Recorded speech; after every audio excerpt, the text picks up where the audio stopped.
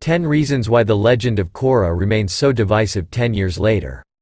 Even though it concluded 10 years ago, the Avatar: The Last Airbender sequel series The Legend of Korra continues to divide audiences. People resist change, making the transition to a new avatar in The Legend of Korra challenging for some viewers. Korra faced pushback as a female lead, with some struggling to accept a powerful woman protagonist in the series. The show's focus on complex socio-political issues and lack of clear good versus evil narrative divided audiences. It's been over 10 years since the series finale of The Legend of Korra, and to this day it remains as divisive as ever. A sequel series to the beloved Nickelodeon show Avatar: The Last Airbender, The Legend of Korra focuses on a new avatar, and despite its challenging nature and willingness to address major issues of politics, race, and sexual orientation, it had a harder time winning over audiences than the previous series. Admittedly, The Legend of Korra does have issues when it comes to characterization and narrative througline, but it's also a deeply intelligent and rewarding animated series. The recent success of the Netflix live-action series Avatar: The Last Airbender showcases there is still a healthy appetite for the world of Avatar, so there's never been a better time to look back on the divisive nature of The Legend of Korra. With a story set 70 years after the events of The Last Airbender, The Legend of Korra took many of the ideas seen in The Last Airbender and pushed them even further as it explored politics, society, and identity. While The Legend of Korra remains divisive, it's still a vital addition to the Avatar franchise. 10 People Hate Change. The Legend of Korra focused on a new avatar. One main reason The Legend of Korra remains so divisive 10 years later is that people are resistant to change, and rather than create an entirely new narrative, viewers would have been just as happy with continuing watching the adventures of Aang, Katara, Sokka, and Toph. By choosing to focus on the story of a new avatar, the series creators forced audiences to accept that the old show was over and that something different was here to take its place. Change is always difficult, but for those who are willing to give it a chance, The Legend of Korra has plenty to offer. 9 A girl lead character was always going to be divisive. The Legend of Korra switched focus to a girl protagonist. It may be a controversial topic, but the truth is that sometimes male audiences have trouble accepting a female protagonist, and Korra being a reincarnated version of Aang made this even more difficult. The Legend of Korra took a gamble by revisiting Avatar with a strong-willed, determined, and skilled woman at the helm, as this meant the character of Korra was always going to have a more difficult time winning over some viewers. Korra is headstrong and rebellious, and while these traits are often seen as noble in men, they can be viewed as bossy and shrill in a woman. 8 Korra was a very different from Aang. The Legend of Korra had a very different lead than Atla. An argument many make against The Legend of Korra involves how her mastery of bending came a little bit too easily when compared to the difficulties faced by Aang in Avatar: The Last Airbender. However, the challenges of both protagonists were actually two sides of the same coin, as Aang had an innate understanding of the spiritual world, while for Korra it was only bending that came naturally. The fact that Aang possessed what Korra lacked allowed The Legend of Korra to explore new territory in the way it addressed the spirit world and the Avatar's connection to it. The fact that Aang possessed what Korra lacked allowed The Legend of Korra to explore new territory. 7 Korra's love triangle. The Legend of Korra explored the pitfalls of teenage romance.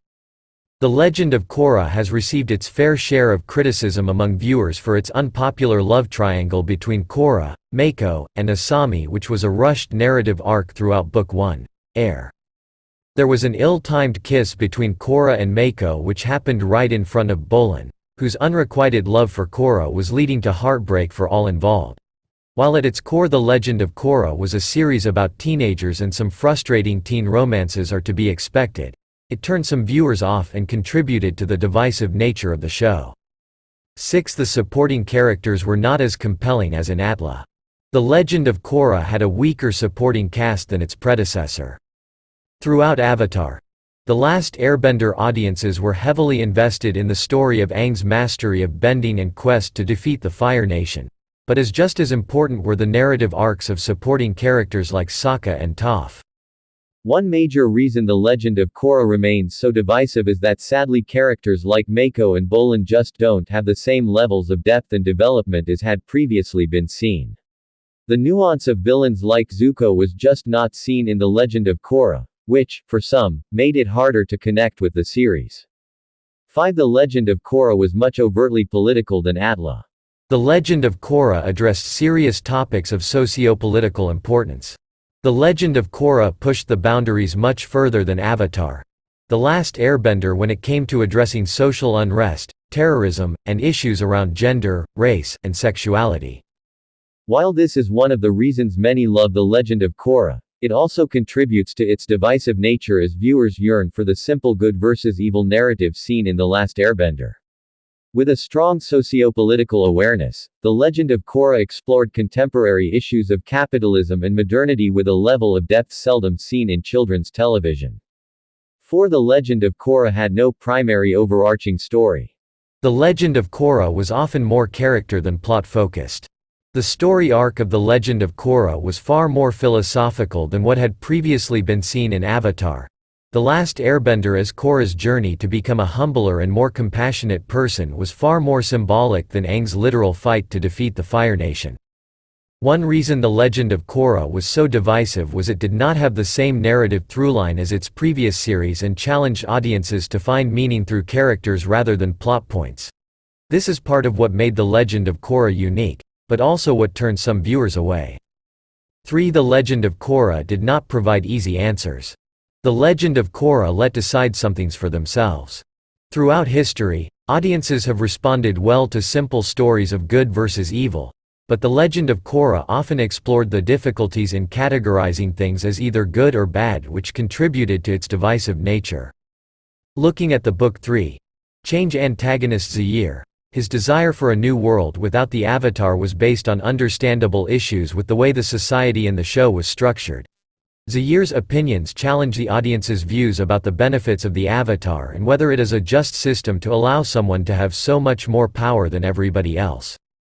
2. Republic City had less to offer than the world seen in Atla. The Legend of Korra had one primary setting. The majority of The Legend of Korra takes place in Republic City, and this setting has led some to take issue with the monotony of the series. While the world of the prequel Avatar: The Last Airbender felt like a sprawling, endless adventure across the globe as Aang and the rest of the gang encountered the independent nations of the Water Tribe, the Earth Kingdom, and the Fire Nation, the location of Republic City felt less varied. This primary setting means some viewers were less satisfied with The Legend of Korra compared to the world seen in The Last Airbender. 1. The Legend of Korra's LGBTQ+ representation. The Legend of Korra helped normalize same-sex relationships.